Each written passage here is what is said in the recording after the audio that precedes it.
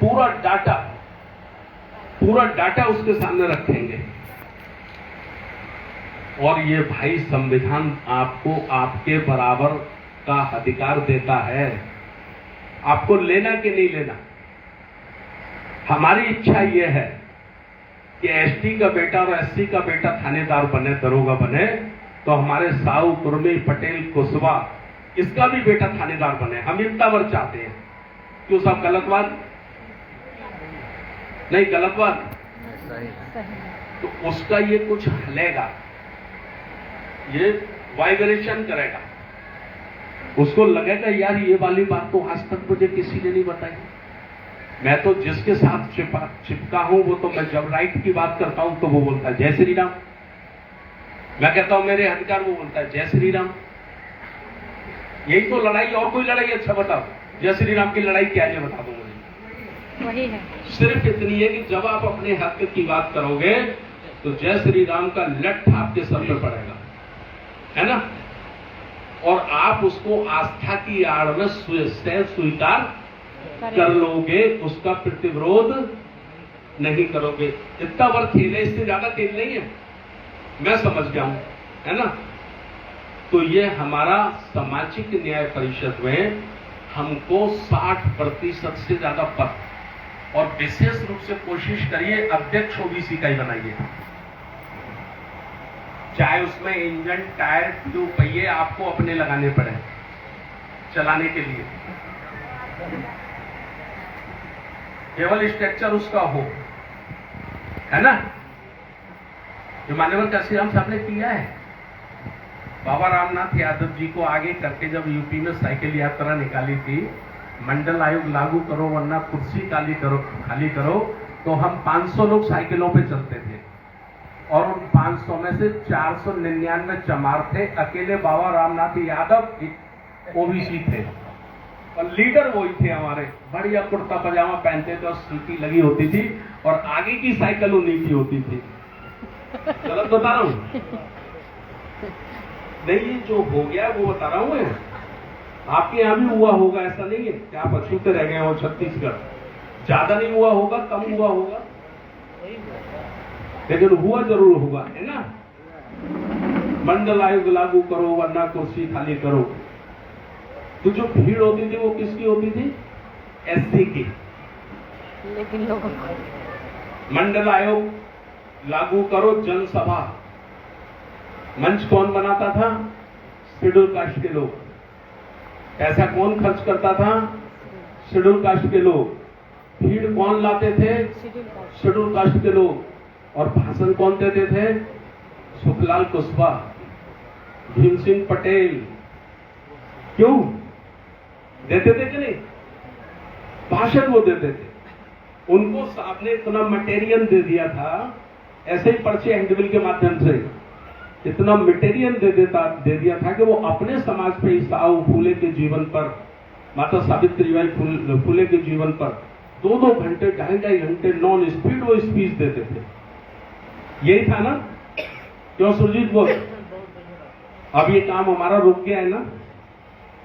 रुक गया तो हमको शुरू करना चाहिए कि नहीं करना चाहिए? करना चाहिए। समाज के हित में कि हमको शुरू करना चाहिए, ठीक है? तो ये हमको काम करना है। तीसरा है हमारा धम्म सेवक संघ।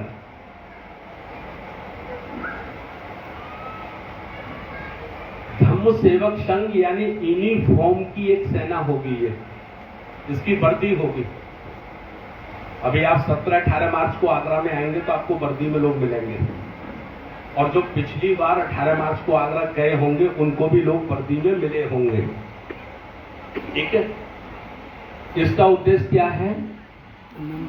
इसका उद्देश्य है 12 वर्ष की उम्र के बच्चे को हमें आगे लीडर बनाने के लिए तैयार करना।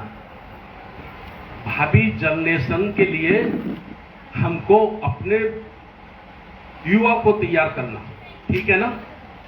या मैं दूसरे शब्दों में कह सकता हूं कि आरएसएस की तर्ज पे होगा वो हमारा संगठन।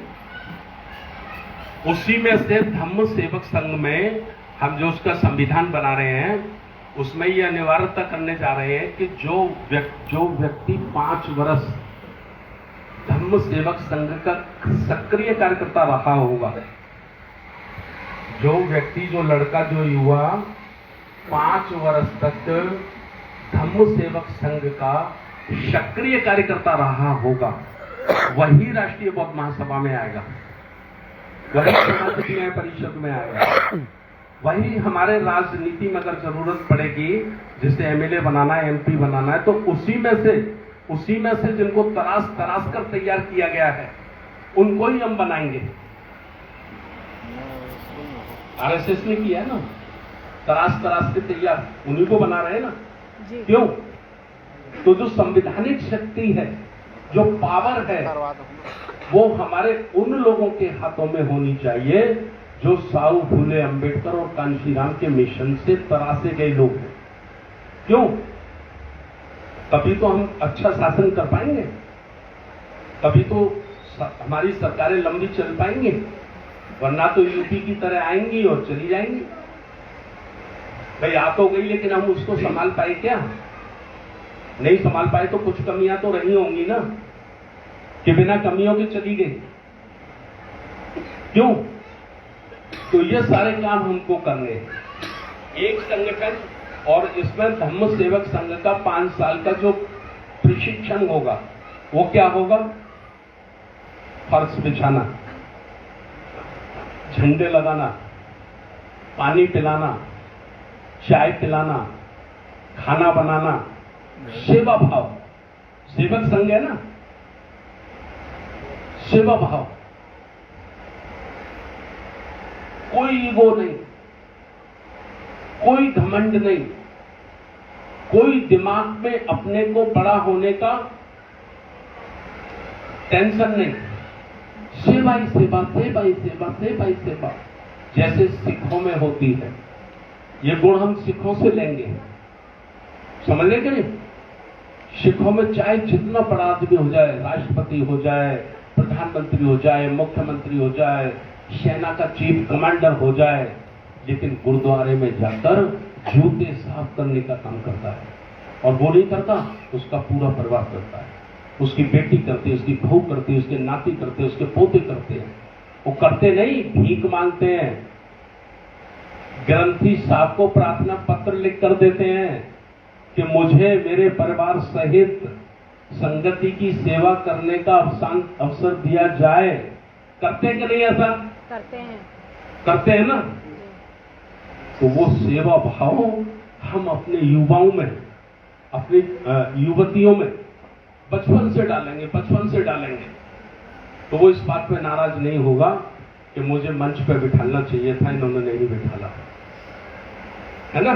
मुझे आगे वाली लाइन में बिठाना चाहिए था, मुझे नहीं बिठाला, है ना। मेरा वेलकम कराना चाहिए था, मेरा वेलकम नहीं कराया। ये भाव उसके मन में उत्पन्न होगा ही नहीं, क्योंकि उसके जीवन का जो निर्माण होगा वो केवल और केवल सेवा भाव से होगा।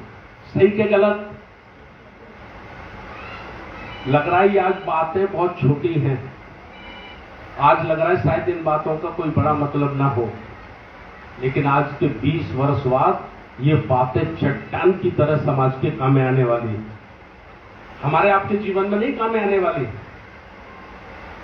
आज जो हमारा बच्चा जन्म लिया है, या 5 साल का है, 10 साल का है, या जन्म देगा, उसके जीवन में आने वाला काम है ये।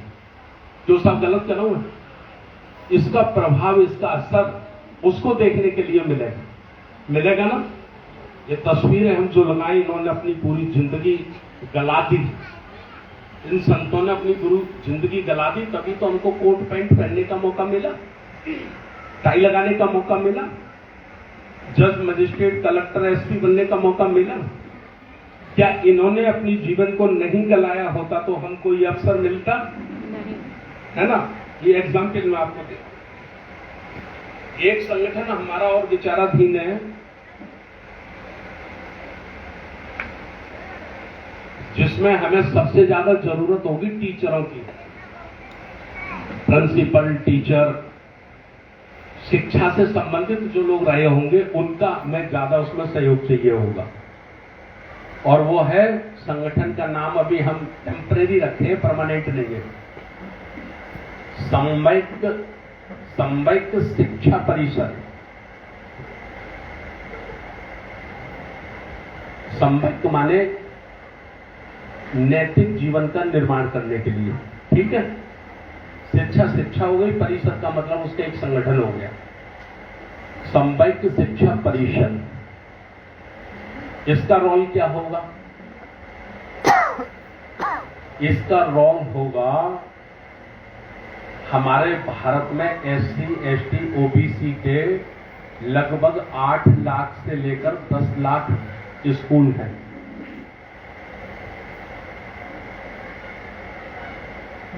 7 लाख मोहल्ले हैं, 12 लाख गांव हैं भारत में, ये 19 लाख है, ठीक है। कोई मोहल्ला ऐसा है जहां हमारा स्कूल ना मिले, जूनियर, हाई स्कूल, 5वीं? मुझे लगता है शायद ही कोई मोहल्ला ऐसा होगा जिसमें हमारा एक दो स्कूल ना होगा निश्चित रूप से। हमारे यूपी में तो है ना, बल्कि अभी वो वजीफा खत्म कर दिया है गवर्नमेंट ने, नहीं तो एक गांव में 10-10 थे। स्कॉलरशिप मिलता था ना बच्चों को, उसकी वजह से लोग, फीस तो मिलती नहीं थी, लेकिन जो स्कॉलरशिप मिलता था उससे उसको मेंटेन लोग कर लेते थे। ताई बात मत करो, ठीक है ना। ये सोच क्यों है? ये सोचिए कि आज से 60 वर्ष पहले RSS ने एक काम शुरू किया और उसने अपने पर्सनल विद्यालय खोले, शिशु मंदिर, बाल विद्या मंदिर, और उनकी संख्या आज की तारीख में 80,000 है पूरे भारत में। और वो 80,000 स्कूल में 3 वर्ष के बच्चे का ही ब्रेन वाश करते हैं। ईश्वर, सरस्वती, ब्रह्मा, सब वहीं से उसके खून की एक एक बूंद में वो उसको डाल देते हैं और इतना अच्छा प्रवक्ता उसको बनाते हैं, इतना अच्छा प्रवक्ता उसको बनाते हैं। आप देखते होंगे टीवी चैनल पे, उनका प्रवक्ता 1000% झूठ बोलता है, लेकिन उस झूठ को इतनी ताकत से बोलता है कि सच बोलने वाला भी उसके सामने हल्का नजर आता है। आता है कि नहीं? हमारा उद्देश्य कोई झूठ बोलने वाले लोग तैयार करना नहीं है, लेकिन सच को और सत्य को भी तो ताकत से रख सके ऐसे लोग तो तैयार करने ही पड़ेंगे ना। तो बचपन से ही बच्चे के ब्रेन को वाश करना है। तो ये जो स्कूल हैं, इनके जो मालिक के प्रबंधक हैं, इनका संगठन बनाना है हमें, SC, ST, OBC, ठीक है। ये तीनों लोग कुछ बातों पे कॉमन रूप से एक जैसा सोचते हैं। जैसे ब्राह्मणवाद ने हमारा सर्वनाश किया, इस बात पे सब सहमत है, इस पे कोई विरोध नहीं, ठीक है। साऊ फूले पेरियार गुरु नारायण ने हमारे लिए काम किया, हमारे जीवन के लिए काम किया, इस बात से भी ज्यादातर लोग सहमत है ना। अभी बाबा साहब से भी सहमत होते जा रहे हैं ज्यादा से ज्यादा, ठीक है। बुद्ध से भी कुछ लोग सहमत हैं, जैसे कुशवा मौर्य साख्य है, ये बुद्ध से सहमत है ना। तो हमको करना क्या होगा? इनका संगठन बना के हमको सप्ताह में 1 दिन 2 घंटे, सप्ताह में 1 दिन 2 घंटे अपने महापुरुषों की जीवनी पढ़ाना है। मतलब प्राइमरी स्कूल से लेकर IAS बनने तक जो हमें सिलेबस में नहीं पढ़ाया जाता, जो पाठ्यक्रम में नहीं है, वो हमको हमारे अलग से मटेरियल तैयार करके, स्टेशनरी तैयार करके अपने बच्चों के दिमाग में डालना शुरू करना है। देखिए, सिलेबस तो वही रखना पड़ेगा जो गवर्नमेंट तय करेगी, बड़ी सच्ची सी बात है। जो कि एग्जाम जो आएगा तो वो तो गवर्नमेंट के सिलेबस से आने वाला है, क्यों? लेकिन हम साइड बाई